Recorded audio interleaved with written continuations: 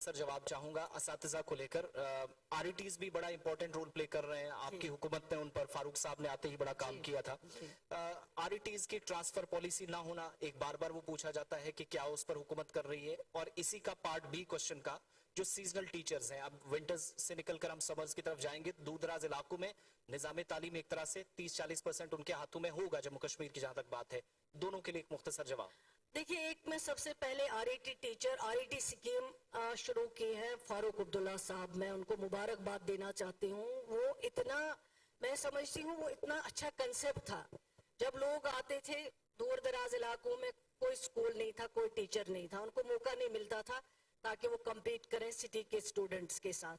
लेकिन फारूक अब्दुल्ला साहब की कैबिनेट में उस वक्त ये फैसला लिया गया और एक आरईटी स्कीम जिसमें लाखों नौजवानों को रोजगार के साथ साथ बच्चों को तालीम मिली। जहां बच्चे पढ़ते नहीं थे, लेकिन जब आरईटी टीचर और स्कूल वहां पे खोला गया, काफी बच्चों ने तालीम हासिल किया। अब उनकी ट्रांसफर पॉलिसी की बात हो, वो चल रही है, सालों से उस पर गौरखोज हो रहा है, कई गवर्नमेंट आए कई गए।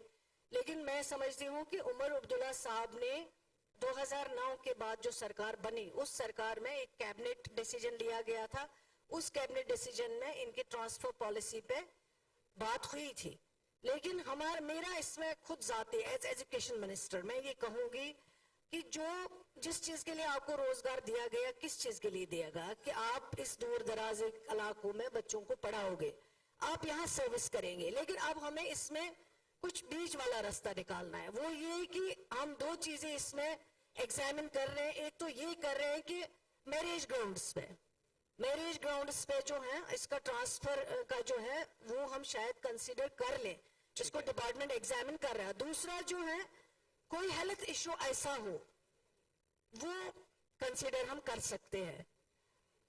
ये और सीजनल टीचर्स देखिए, वो सीजनल टीचर्स हमारे लिए हर चीज के लिए पहले हम कहते हैं, हम चाहते हैं, सरकार भी चाहते हैं। यहाँ बहुत बेरोजगारी है जम्मू कश्मीर में। हमने पहले से ही कहा है कि नौजवानों को अहमियत देनी है, उनका रोजगार मिलना है। जो पढ़े लिखे बच्चे घरों में बैठे हुए हैं, परेशान हाल है, वो घर का काम भी नहीं कर सकते क्योंकि उन्होंने पढ़ाई में ज्यादा टाइम गुजारा है, घर का काम वो नहीं देख सकते हैं। तो उनका रोजगार जो है वो बहुत एक जरूरी है। सरकार इस पे लगी हुई है। जब हमारी सरकार पहले बनी, हमने 572 पोस्ट जो है वो रिक्रूटमेंट बोर्ड को रेफर किए ताकि इन नौजवानों को एक रोजगार का जो है शुरुआत वो हो सके। सीजनल टीचर्स की जहां बात है, सीजनल मीन्स वो 6 महीने के लिए लगते हैं, और 6 महीने के लिए वो ऐसे एरियाज में पढ़ाते हैं जिन एरियाज में सिर्फ ये स्कूल ओनली फॉर 6 मंथ्स खोले जाते हैं ताकि वहां पे ये तालीम दे सके। और फिर seasonal teacher as seasonal teacher काम करता है, उसका जो ऑनरेरियम होता है वो एज सीजनल टीचर दिया जाता है। कहीं कहीं शिकायतें हैं, टाइम पे ऑनरेरियम नहीं दिया जाता है, वो मैं देख रही हूँ, उसको मैं एग्जामिन कर रही हूँ। लेकिन सीजनल टीचर लगता ही है इसलिए क्योंकि उसको 6 महीने के लिए पढ़ा